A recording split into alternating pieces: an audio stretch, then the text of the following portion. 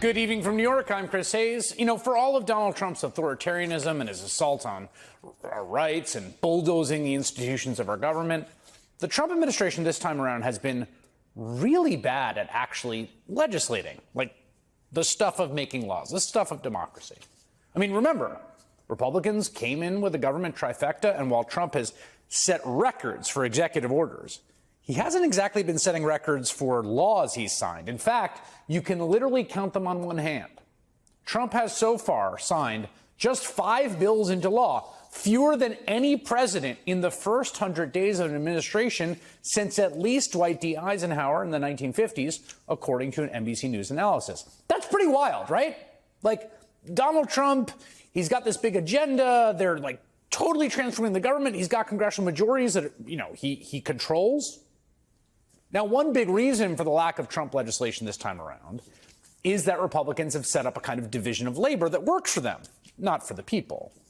Trump gets to play king, and he issues all the decrees he wants, and members of Congress get to kind of shrug their shoulders when they get confronted in town halls by constituents asking things like, why did you fire the park rangers? Why are you giving Elon Musk and his crew access to my personal info? Why did the Social Security Administration call me dead? But there's a clock ticking on this because Trump and Republicans do have this really big thing they want to do. It's an agenda they can only achieve through legislation, which is cut taxes for rich people and cut health care for non-rich people. And that happens to be really, really unpopular, like incredibly unpopular. If you can remember all the way back to Trump's first term, a lot of us blocked it out, but his most unpopular moments, aside from January 6th, right, before then, his most unpopular moves were his 2 big legislative pushes. The first was his unsuccessful attempt at repealing the Affordable Care Act, which ended in the middle of the night with Republican John McCain's notorious thumbs down on the Senate floor. And the second was the successful Republican attempt to cut taxes for corporations and rich people, adding $1.5 trillion to the national debt. It did, however, have a catchy name. It was called the Tax Cuts and Jobs Act, TCJA. Decent branding. Now, this time around, congressional Republicans seemed inclined to put their priorities into a few separate bills because it's a lot, and the politics are quite tricky, and they have an especially historically narrow margin in the House. But instead, the president has been obsessed with another strategy laid out in December by former Trump economic advisor and current Fox Business host Larry Kudlow. Put together a real reconciliation bill that includes border security and tax cuts. That's what I want. We absolutely can do that. And the plan is to put the border security and some defense components of reconciliation out first and then follow it up with the tax component. No. All at once, ma'am. All at once. As sources close to President Trump are telling us, he would like one big, beautiful bill. I mean, who doesn't love a good BBB? Sources close to Trump. So this time around, right, Republicans have combined, get this, they've combined the 2 least popular elements from Trump's last term, the tax cut for rich people and cuts to health care for the non-rich, into one big, beautiful bill. Republicans, who are bad at governing but decent at messaging, came up with a big, beautiful name for the bill. It was going to be called the Renewing the American Dream Act, which, you know, sounds good.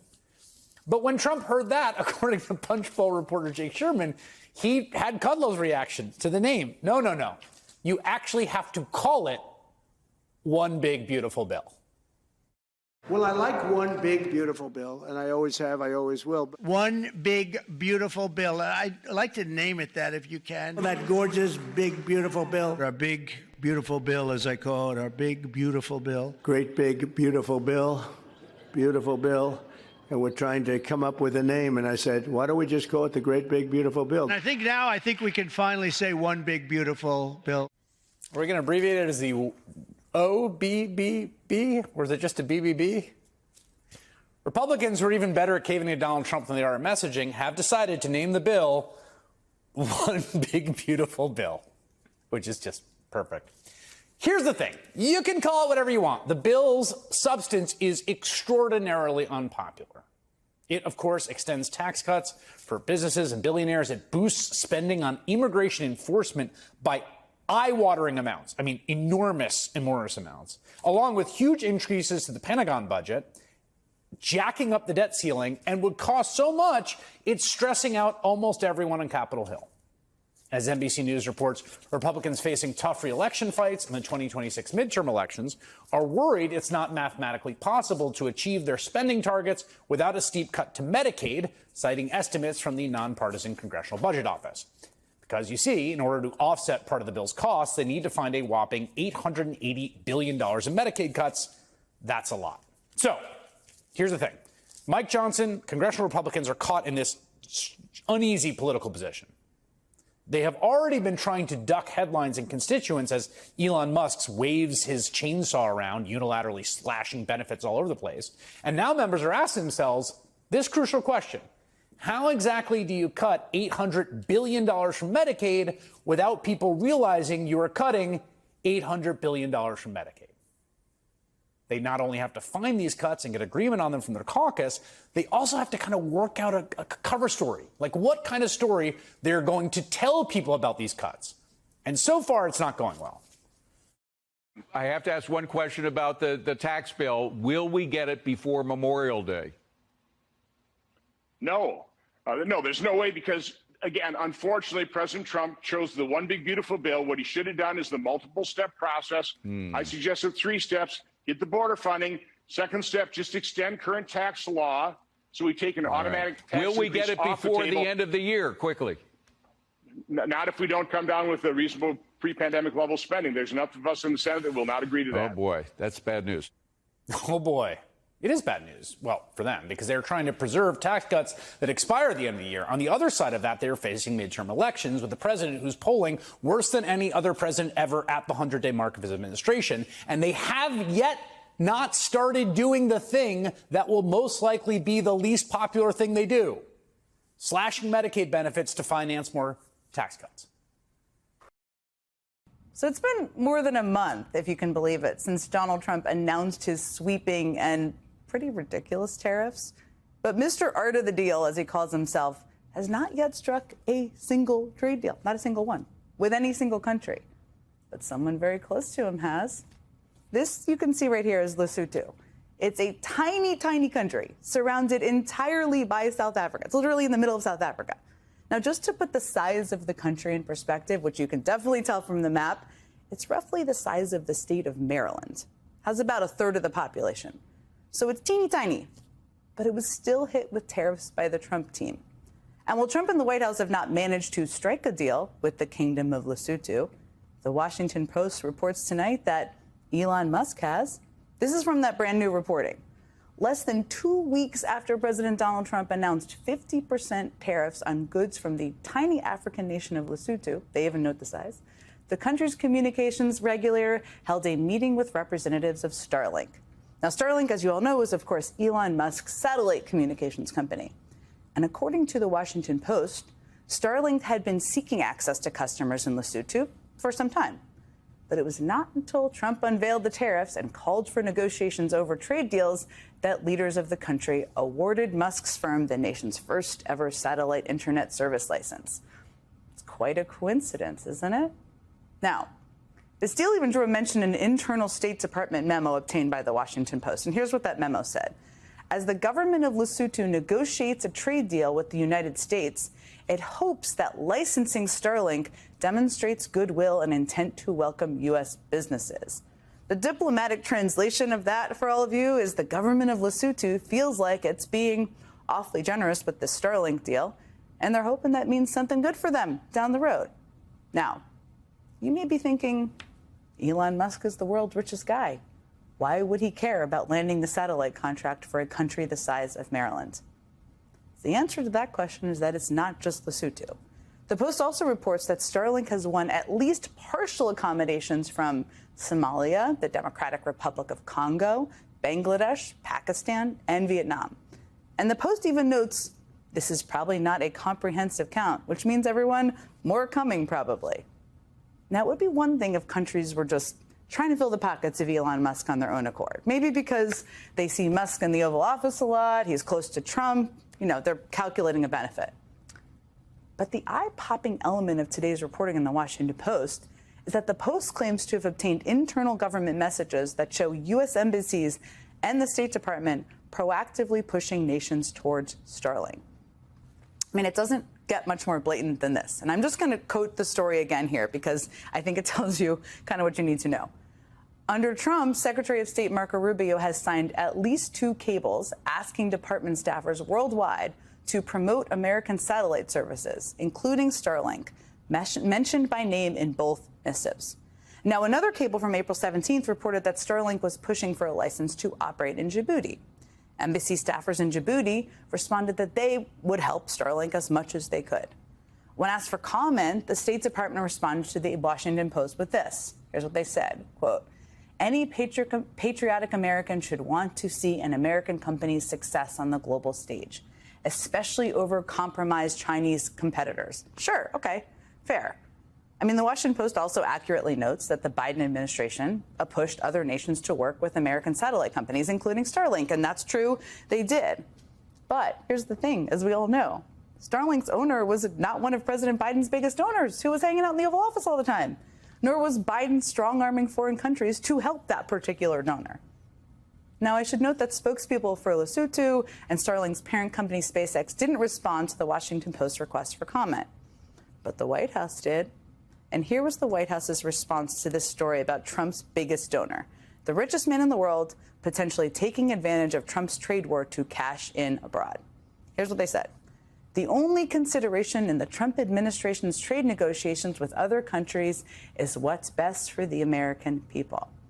That is what a White House spokesperson told the Washington Post today. Sounds good, right? The only consideration in Trump's trade negotiations is what is best for the American people. Okay. I want you to keep that quote in mind, so I repeated it, as you listen to what Trump said today in the Oval Office about the idea of creating tariff exemptions to help working families. Mr. President, the Treasury Secretary just told lawmakers that a tariff exemption for certain baby items like car seats is under consideration. Will you exempt some products that families rely on? I don't know. I'll think about it. I don't know. I really don't. I want to make it nice and simple. I'm not looking to have so many exemptions that nobody knows what it's doing. We have to make it very simple, but I'll take a look at it. So, okay. Again, their quote, "The only consideration in Trump's trade negotiations is what is best for the American people." But should those people be able to afford car seats for their babies? Well, Trump doesn't know. He's going to have to think about it. And that piece about the State Department reportedly pushing Elon Musk's satellite company abroad while countries are trying to find their way out of Trump's tariffs wasn't even the only blockbuster piece about tariffs out of the Washington Post today. There was also this headline. Trump's tariffs hit baby industry hard, threatening parents with price hikes, shortages. Virtually every car seat, stroller, bassinet, and changing table sold in the U.S. is made in China. Now, the story also cites quite a statistic from the Juvenile Products Manufacturers Association. Here's what it says. More than 70% of the baby gear purchased by Americans is manufactured by U.S. companies in China. But with new tariffs more than doubling the cost of Chinese imports, prices on baby necessities are rising fast. And manufacturers and retailers are suddenly slamming on the brakes. So they cite Delta Children, which is the country's largest crib and children's furniture brand. They paused nearly all shipments from China early last month, as soon as the White House announced higher tariffs. And the CEO of that crib and furniture brand told the Post, quote, "We're going to end up with bare shelves in another couple of months if things don't change." And the thing about baby products, and I have 2 kids, they're not babies anymore, but I know what it's like to buy baby products, is if you have a baby, they aren't optional. If you have a baby, you need a crib. It's federal law that you cannot drive your baby anywhere without a car seat. Most hospitals literally won't even let you take your baby home out of the hospital unless you have a car seat. But should car seats be exempted from tariffs? Well, Trump doesn't know. He's going to think about that one. Look, the reality here is that if Trump doesn't back down on his tariffs, or at least, very least, I should say, exempt necessary products like cribs and car seats, a lot of parents aren't going to be able to afford basic necessities for their babies. A childhood studies professor at Rutgers University put it to the Post this way. If these tariffs stay in place, there's a good chance there's going to be a stronger bifurcation of children's haves and have-nots, of families with and without. It's perfect time to re-raise their statement. Remind me, what was the White House's statement about Trump's tariffs again? Here it is, right there. The only consideration in the Trump administration's trade negotiations with other countries is what's best for the American people. Right. Some prices are going up, tires, strollers, some clothing in the wake of your tariffs. Excuse me, that's peanuts compared to energy. Energy is 60% of the cost. But, sir, you energy is the big. You campaigned on a promise to bring prices down on day Well, I don't know. When one. you say strollers are going up, what kind of a thing? I'm saying that gasoline is going down. Gasoline is thousands of times more important than a stroller someplace. But what do you? I mean, if you're a parent right now or an aspiring parent, and maybe you're a grandparent or just an aunt who wants to help your friend out, and you are worried about the price of strollers, which a lot of people are, it's certainly not peanuts. The president says he has bigger things to worry about than making sure you can pay for things for your kids. That's pretty clear. But when it comes to his own two large adult sons, he seems pretty focused on making sure they want for nothing. I mean, take a look at this. This is a brand new hotel and apartment building going up in Dubai. It is very, very fancy. Every window opens to the sea, it says. It has a golf simulator, an infinity pool, and some weird-looking treadmills in the gym. It's a place where you can apparently put on a gold dress, put your hands up against the big glass window, and stop at nothing, whatever that means. This is obviously the new Trump Tower building being built in Dubai. And Donald Trump's kids do not need to worry about the price of strollers right now, obviously, because they just signed a lucrative deal to build this huge tower, where individual units are selling for a $20 million price tag a piece. It's not just Dubai either. There's also the brand new building under construction in Saudi Arabia, which has some pretty freaky looking big cat art in the lobby for some reason. I can't explain that one. And hey, look, the same funky treadmills from Dubai. And also a brand new complex in Qatar, where Eric Trump was just inspecting the miniature-sized model like he is in Zoolander or something. And real estate may be the bread and butter of the Trump organization. But these days, the Trump boys have expanded the family business, shall we say. They have not one, but two Trump-branded cryptocurrency ventures, to put it simply. When anyone buys these Trump currencies, it helps the Trump kids make more money. I mean, right now, the boys are running a kind of a contest of sorts, where the people who buy the most of Trump's meme coin get to have dinner with their dad, Donald Trump. Not this weird cartoon drawing of him. The more money you pay the Trump kids, the more likely it is you get to have dinner with the actual president of the United States. Bloomberg News actually reports today that more than half of the people who own the most of the Trump meme coin are likely foreign, meaning the Trump kids have not only built themselves a gigantic cash register to let people buy access to their dad, but they are essentially selling access to the president of the United States to foreigners. Now, perhaps they can all hang out at the new private membership club in D.C., which happens to be co-owned by Trump's oldest son. Seems to be quite a happening place. President's attorney general, other members of his administration have already been seen at the club's events, which is perhaps why they are literally calling the club the executive branch. They're not even trying to hide it here.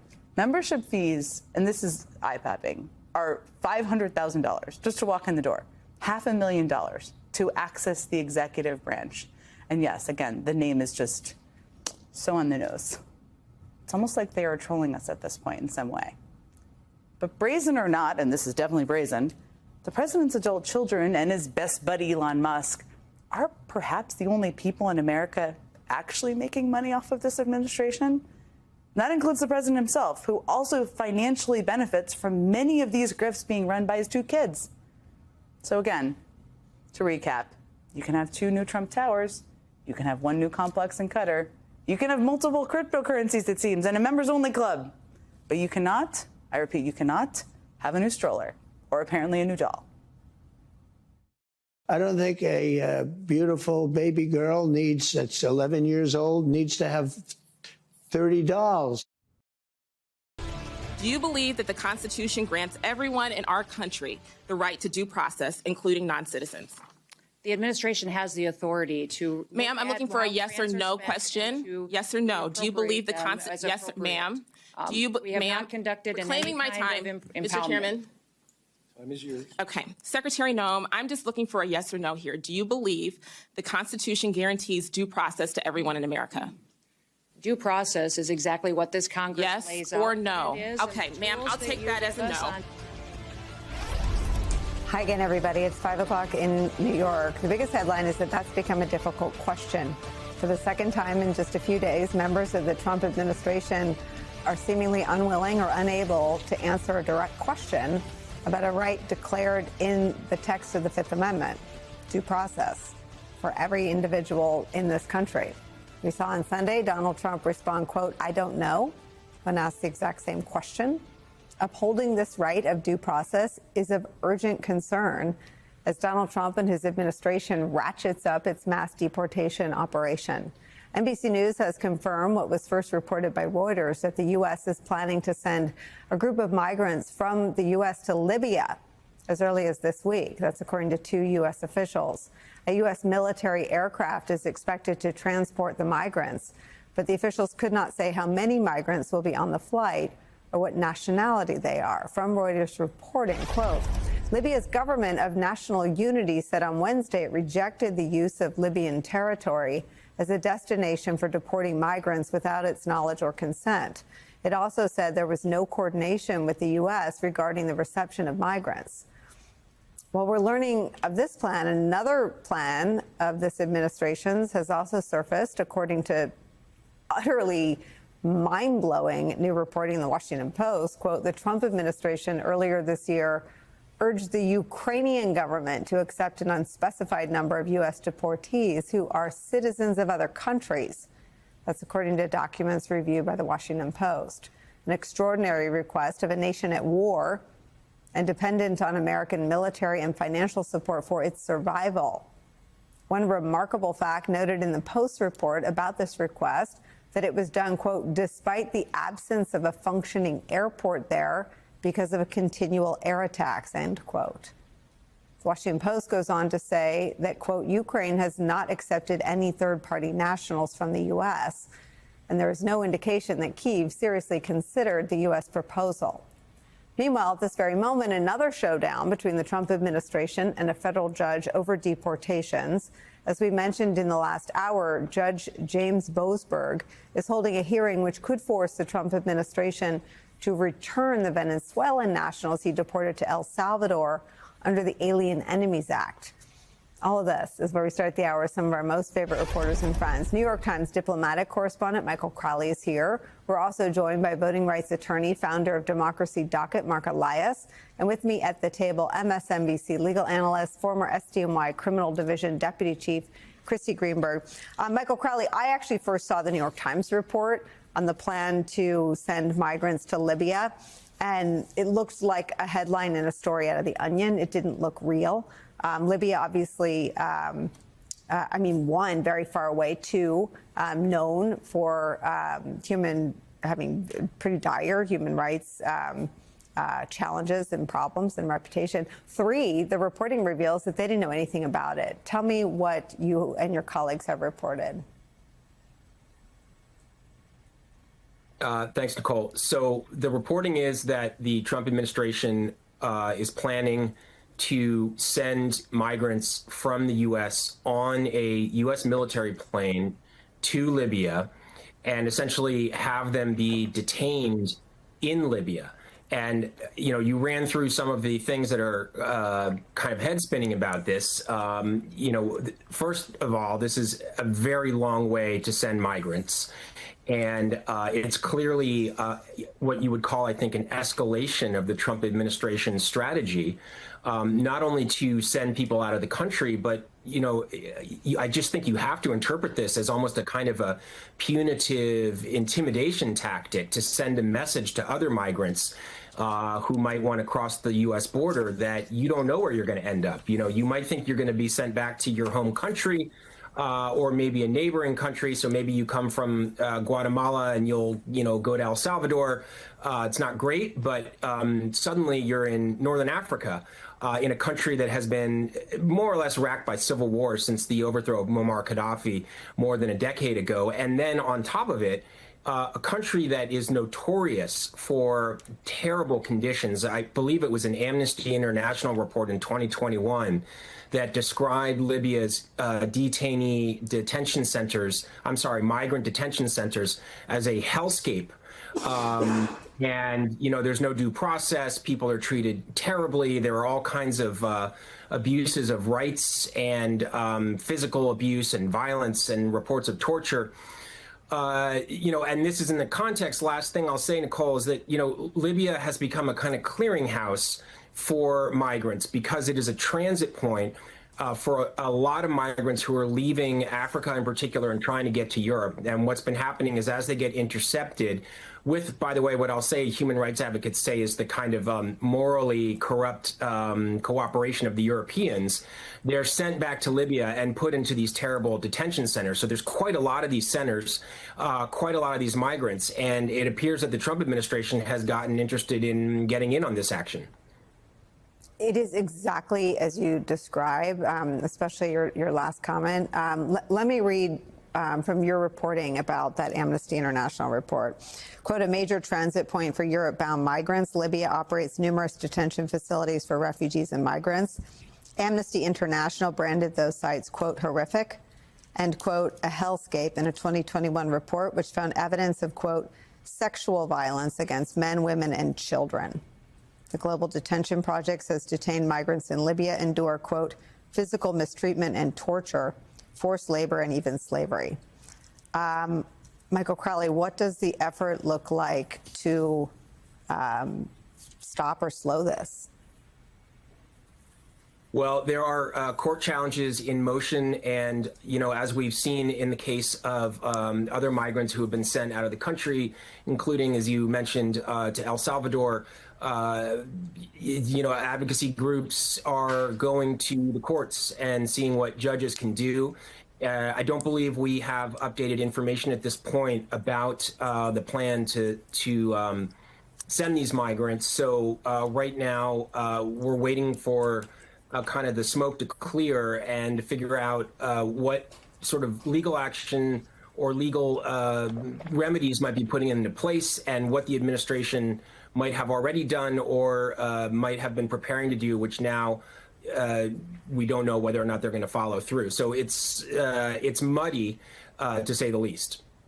Mark Elias, I want to follow up with you and Christy on the legal aspects of this, but I just want to pull back a minute and note that the only reason this story could be written, the only reason this is something that the Trump administration is considering is because for years and years and years, Donald Trump has dehumanized migrants and immigrants and asylum seekers and people seeking refuge in this country. And for anyone out there who thinks that the disinformation, anyone that commits a violent crime, whether they're here illegally or whether they're a U.S.-born citizen, should be charged, prosecuted, and punished. Okay, that's something that everybody agrees on happening. But the idea that a 9-year project to dehumanize asylum seekers, migrants, immigrants, or people here illegally should end with the torture and rape of children in Libya. This is not the country you think it is if you think that's a good idea. No, that's right. And look, Donald Trump's rhetoric around this, his dehumanizing around this, the Republican Party's complicity around this has only accelerated since he's become president. I think if you went back to January 19th, before he took office, people were prepared. He was saying that he was going to treat very harshly by conventional standards people who came to this country without authorization, what he would call illegal immigrants or migrants. He was going to treat them very harshly and send them out of the country, back to where they were from. We are now only a little more than 100 days later. And what do we know? He has sent some migrants in violation of court orders to a gulag in El Salvador. He has sent U.S. citizen children who are suffering from cancer, who have every right to be in the United States, as much right as you, as much right as me, as much right as anyone watching, to be in the United States. He has sent them out of the country. His administration is routinely lying about what the Constitution says. He is unwilling to say that it is his job as the President of the United States to uphold the Constitution. He gives these non-answers or really despicable answers about whether or not due process applies. And so it is no surprise, if you follow that trajectory, that we are now at the point in which he is saying, number one, he is exploring opportunities to send U.S. citizens to foreign gulags. And number two, he is starting to send migrants to more foreign gulags. And so it is a despicable reality that we face. The judges who are hearing this, whether they are appointed by Democratic presidents or Republican presidents, are trying to stand up to it. But unless we, as the American public, simply say this is not enough, unless the lawyers, all of them, not just the ones who do immigration law, not just the ones who are part of a resistance, but the entire legal establishment stands up and says, we will defend these migrants' rights, we are in for a very, very rough road ahead. Political conservatives have long complained about Hollywood and American pop culture. Go back to the 90s, you had Republicans arguing that sitcoms like Murphy Brown were undercutting traditional family values or the role of fathers because of a fictional portrayal of a single parent as a choice. These days, we have other complaining that's been rebooted for Disney or even M&M's. Conservatives saying that there's an alleged kind of wokeness, that liberal agendas are being woven into what sometimes seem like random topics, even candy. Now you have MAGA conservatives who want to actually use federal power to control culture more, and sometimes even history itself. Now, Republicans now have a party that's organized itself around a leader who came from inside entertainment. Trump was best known as a reality TV host, eager for any movie cameos and TV show cameos like you see right there. This unbridled second-term Trump is going after culture, trying to reshape the leadership of the Kennedy Center. That itself has drawn protests from artists and past honorees. Trying to defund PBS by alleging that it has bias. That was in a new order this week, which follows attacks on funding for the arts at the National Endowment. And then there's America's iconic Smithsonian. That's the Washington building there, a huge tourist attraction. It's a nonpartisan bastion of American learning. It's now been targeted in a Trump order that claims to combat materials that the Trump administration deems to be improper ideology. Now, this is not just one more thing about scoring political points. I'm going to show you the evidence of why this actually is important, because it looks like a wider effort to corrupt and shape history itself and what's in Americans' minds, again, by the government.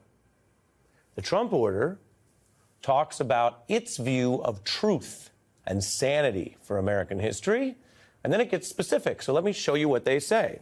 Then you can use your mind to make up your mind. They critique a Smithsonian exhibit about race and American sculpture as, quote, divisive because it portrays American values as inherently harmful, critiquing the exhibit for stating, quote, the U.S. has used race to establish and maintain systems of power and disenfranchisement. Okay. It's a historical fact that U.S. systems, from slavery to Jim Crow to voter suppression, have maintained racial systems of power and disenfranchisement. That's what happened. That's the history. And we're talking about museums where you have historical artifacts. And that's the example the Trump folks came up with. That's what they want to rebut. It's very telling. The Smithsonian work, of course, it goes on. They're curating exhibits for what are sometimes millions of visitors a year, and they're honoring cultural icons with the Great Americans Medal. Tomorrow, director, filmmaker, and writer Ava DuVernay will be honored there as well. It is unacceptable that they use their power to keep us voiceless.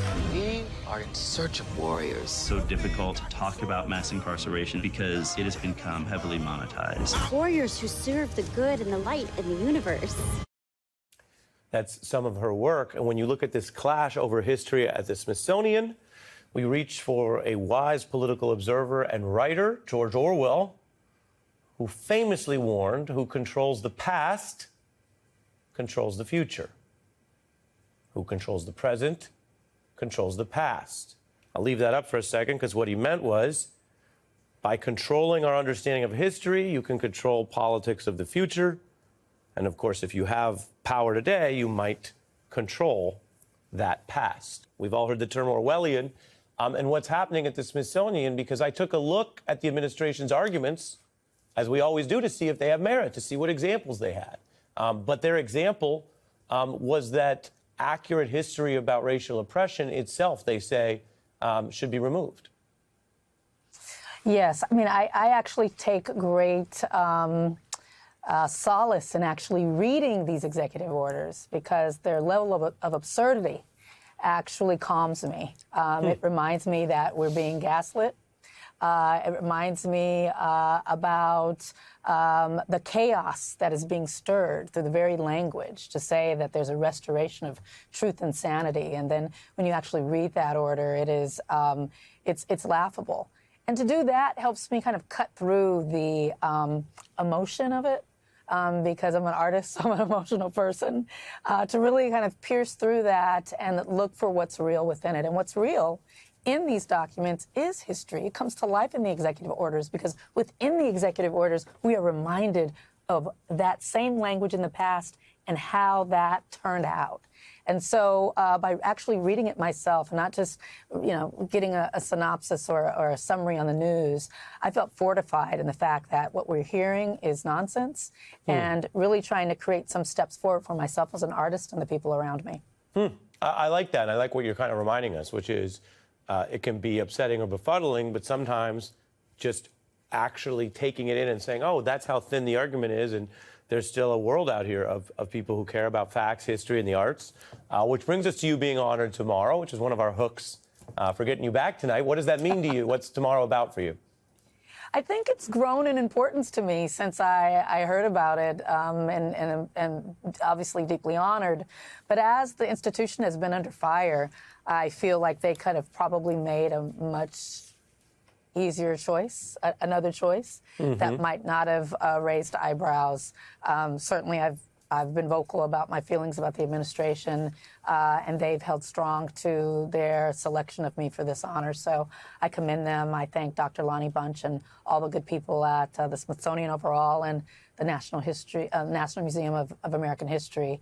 And so, yes, I'm excited to be there. I certainly know that the folks that run these institutions who care deeply about justice and dignity are under fire. And so these are allies who need to know that artists stand in solidarity with them. So I'm proud to be there tomorrow night. Yeah, tomorrow. Speak on the influence and the power of culture, because it's something we've taken an interest in here on The Beat. And I don't know what it means when people meet up on it, but at a certain point you say, oh, if this film or this song, right, has all these fans and people love it, and then it has all these opponents and enemies who hate it. They hate it so much they don't want it to exist. To me, that sometimes reinforces that culture is powerful. And when we look at the many American traditions, but which includes a lot of homemade black art that seems to matter, or even, I should say numerically, might punch above its weight, the weight of jazz or blues above its numerical representation, right? What do you see there at a time like this? Well, jazz and blues and African-American art over-indexes from its origins to its echoing and reverberations through the culture. But overall, the impact of art on the culture is priceless. It's seismic. And that is why it's under fire. If you can shut up the artists, if you can make us look away from history, then you do, as the quote that you stated before, you do control minds, you control the moment. And so what is important is for artists to continue to create. All art is homemade and handmade. It's heart-made. And it comes from someone. who expresses their point of view about the human condition. And whether that's political, cultural, whether it's about your lineage, whether it's about what's happening in the White House, it's coming from a deep place of human expression. It must be. It's different than news. It's different than anything that is objective, because art is deeply emotional. It's better than news. I'll tell you that. I'm not going there, Ari, but we can battle if you want. But it all has its place, and I think, for me, as a student of history, I know there's so many examples of moments where art has really lifted the national mood when it's actually propelled us forward. And we're back to that place, and it's important that we continue to do our work.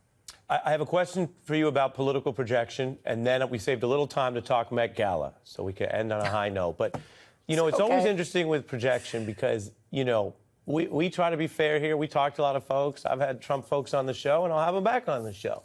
But the political projection I see is a part of the MAGA right saying, you guys are obsessed with race.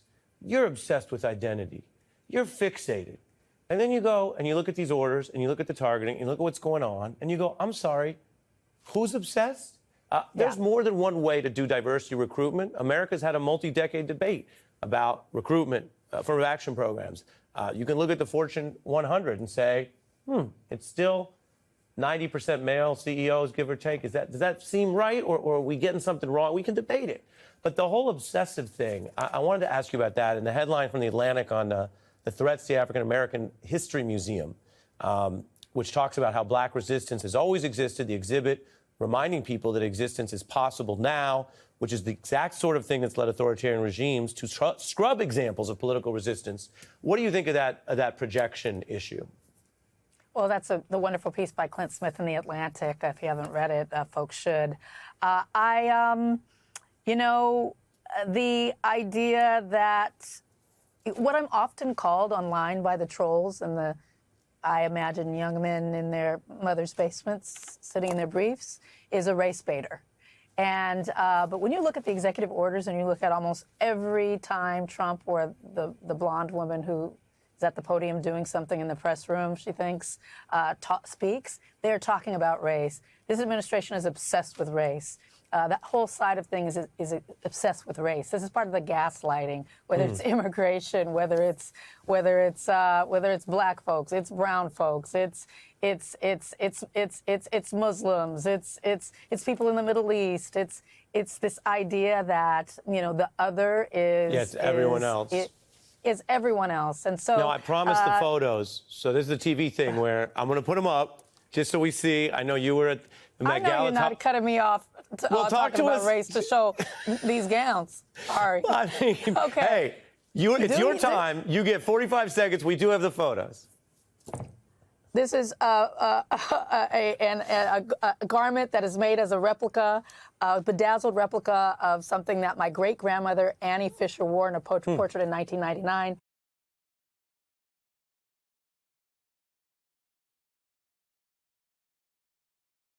Joining us now, NBC News senior White House correspondent Kelly O'Donnell, NBC senior business correspondent Christine Romans, and Axios senior economics reporter Courtney Brown.